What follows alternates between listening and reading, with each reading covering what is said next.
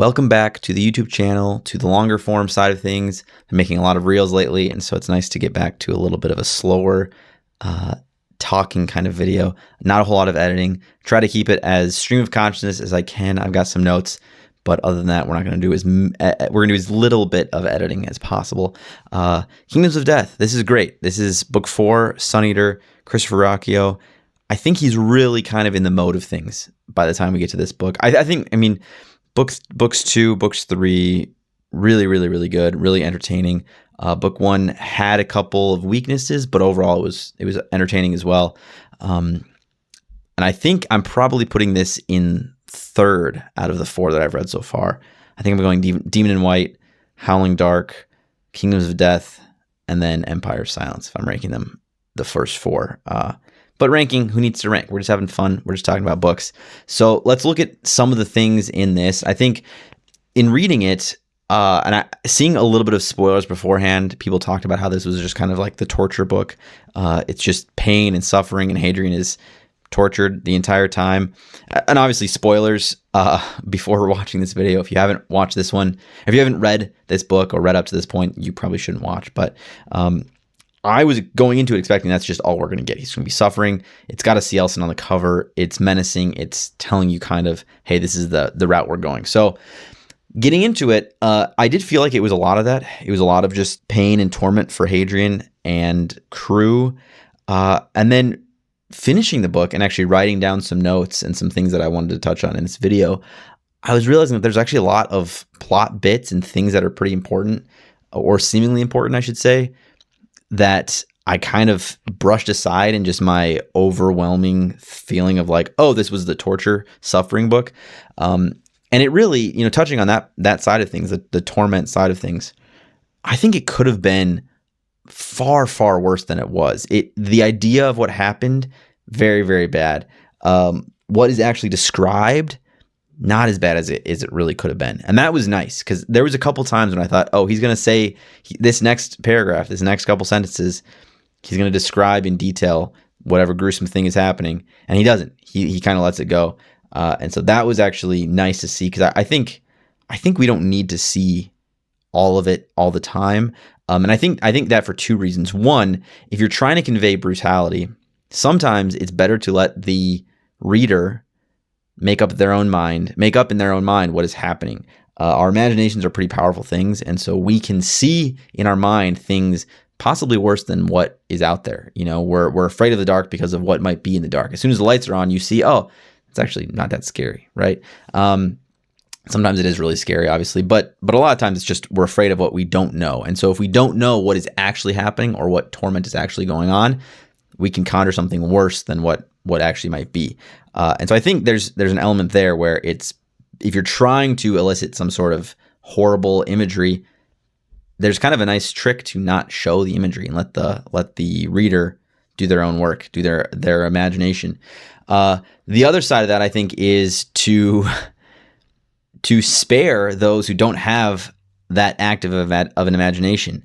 Because not all of us have seen the same things and have the ability to interject those terrible things into the stuff that we're reading, right? So it saves some readers who have maybe a softer palate for certain things, for certain terrible things to be read.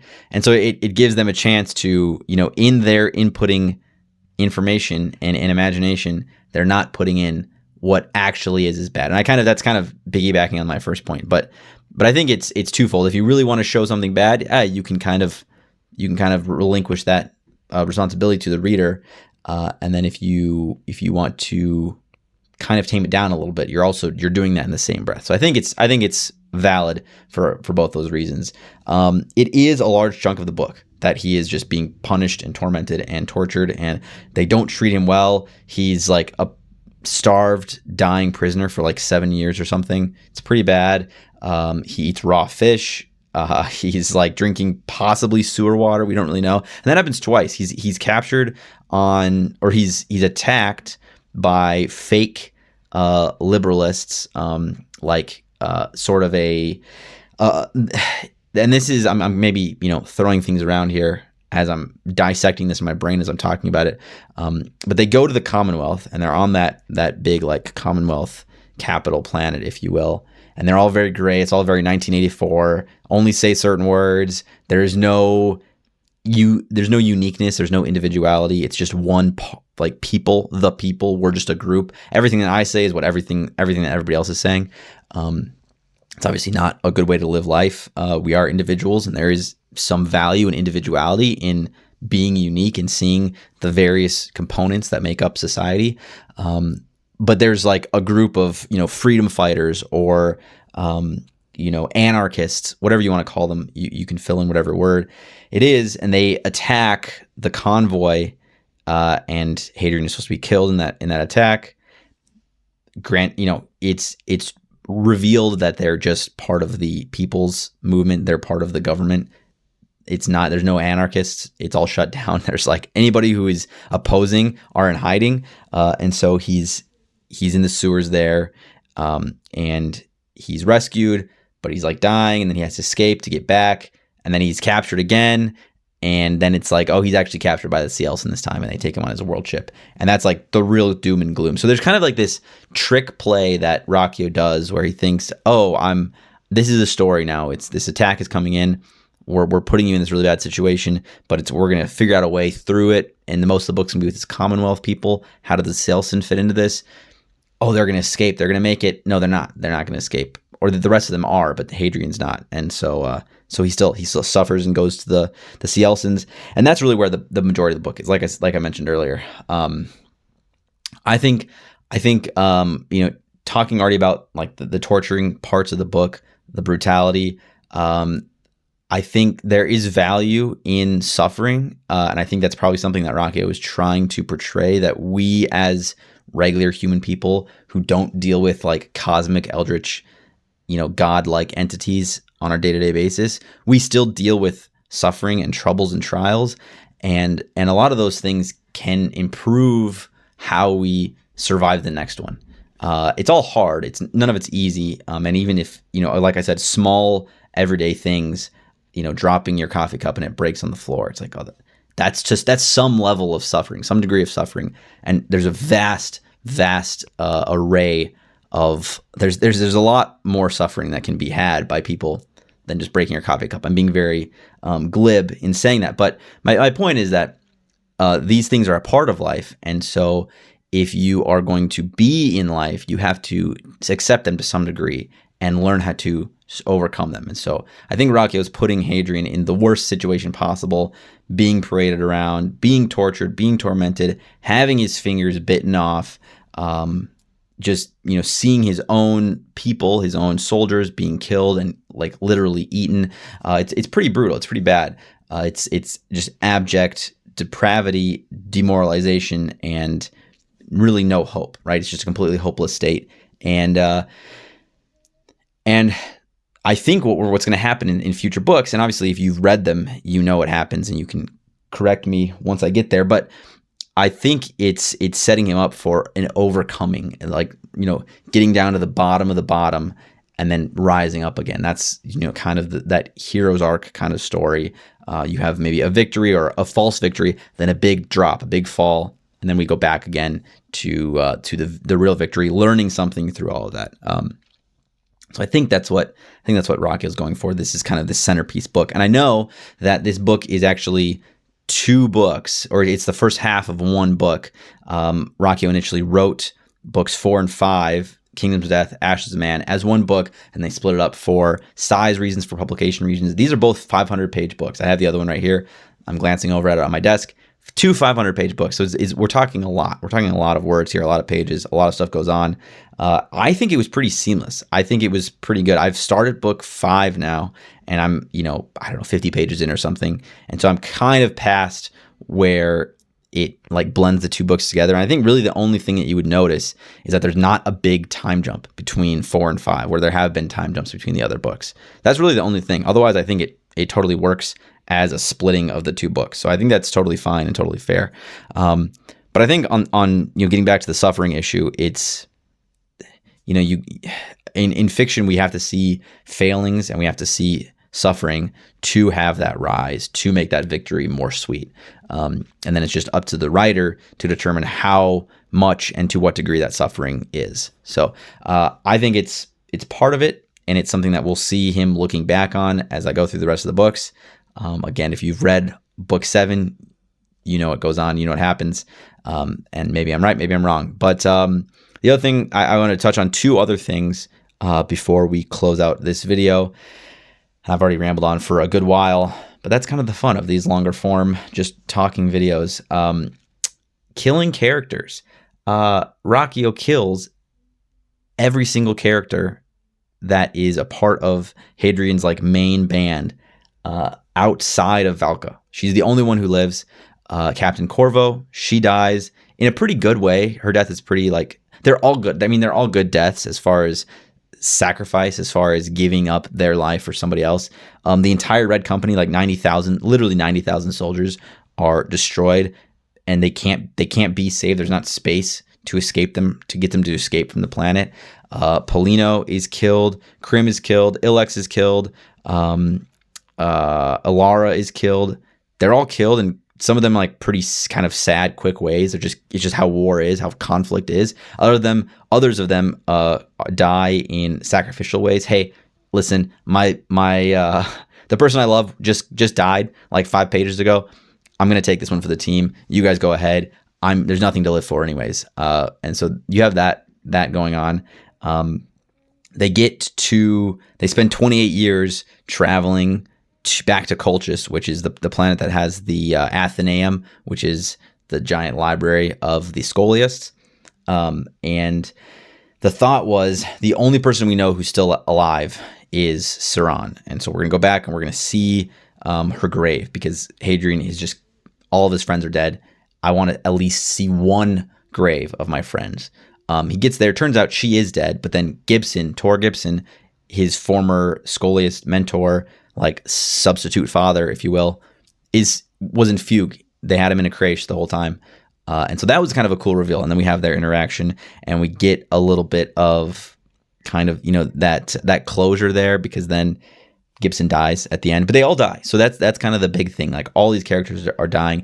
And I will say on a couple levels, it works, because if we're to believe Hadrian that he cares for all these people, it makes the suffering even more. Like, this is the lowest part of the whole series. I'm assuming maybe it gets worse.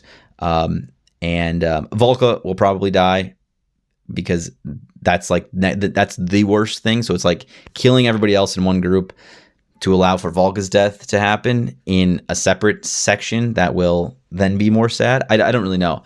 I just don't expect her to make it to the end, because yeah, she has a longer life, but I think Hadrian needs to live like 500 more years. So I don't know. We've got 3 more books, but that's my prediction. I think she's dying at some point. Hadrian's going to do some sort of like time loop something, or the universe is going to start over. I don't know how the end is going to happen, but he'll be alone, I think.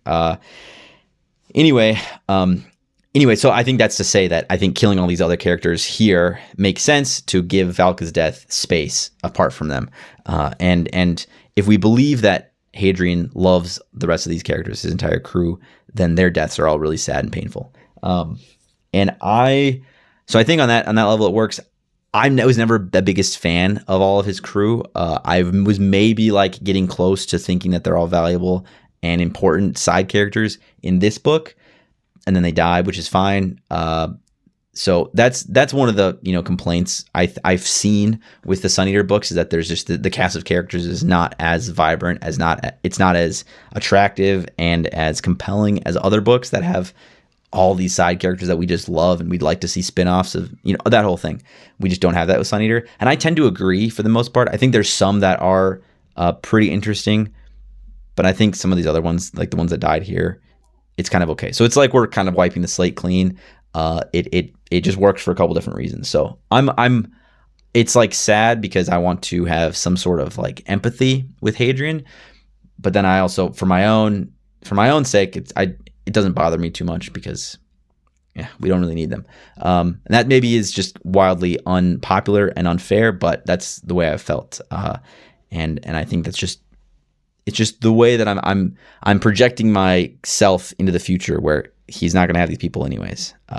So anyway, the last thing I want to mention before closing out this long review rambling video, the cosmic evil. We're learning more about the origins of the universe, possibly, or the creatures beyond the veil, these like dream eldritch Cthulhu entities, the opposition to the quiet, that, you know, Hadrian is kind of their guy. He's their avatar, and the Cielsen is the opposite side of that, the Anar, which it's not even the Anar. They've got a couple other like eldritch gods that they're working with, but their idea is destroy everything, become something beyond physical reality. And Hadrian has that dream when he's on Akdurumu, the Cielsen planet, and he sees like these crab Anar alien creatures all committing mass grape juice drinking, if you will,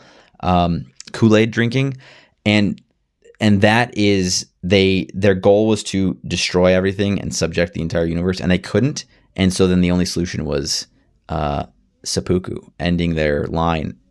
And that it's weird. It's weird what is all happening with the eldritch cosmic stuff. I do like it. I do like those glimpses into like this weird beyond thing. I'm the blend of like what is true and what is myth and what is real and what is legend. That's all interesting. How, you know, what the Cielsen think and say versus what actually is, what other people think and say. Earth treated as a goddess rather. That's an interesting thing. He on the Commonwealth planet, he meets a lady who's a museum Catholic, which seems similar to like a Catholic that we would have today. And I know, you know, Ruocchio's own faith journey from writing book 1 to writing book 7, I feel like it's been adding to this. It's been, you know, it's kind of like Tolkien, you know, he writes the Lord of the Rings books as a Catholic, not trying to write them as allegory, but unable to remove his own faith from the creation and the core aspects of the world. You just, if you look into any of the mythology and the origins of the world of Middle Earth, there's a lot of parallels. And it's just, you know, when you believe those things deeply, it's hard to remove them from what you're doing. And so when Ruocchio returns to those faiths, it's hard for him to those belief systems, it's hard for him to remove them entirely. So it's interesting to see like the theological blending between what is historically and typically treated as the Christian mythos and the Christian like historical creation truths, and these like eldritch cosmic, you know, monsters in the closet type thing. So I'm very curious to see where it goes with that. I know he doesn't want to. I've seen in interviews where he says he doesn't want to like let his faith change the course of the story. That doesn't seem fair and it seems disingenuous. And I agree with that. As far as, you know, some of these bigger theological ideas go. But I'm still curious to see where things go. I'm enjoying it all. All that to be said, I enjoyed Kingdoms of Death. I think it's right in line with books 2 and 3. It does a lot good. It does a lot well, I should say. It's fun. We're moving along. It's not fun. It was kind of a hard read just for the torment aspect of it. But moving on to book 5. Hopefully, I have more longer form reviews than just one of these, like once a month, as I'm reading very slowly and making reels and shorts and stuff. But we'll get to it at some point. Thanks for watching. The few of you who are watching these longer form stuff, if you've read this book, let me know in the comments.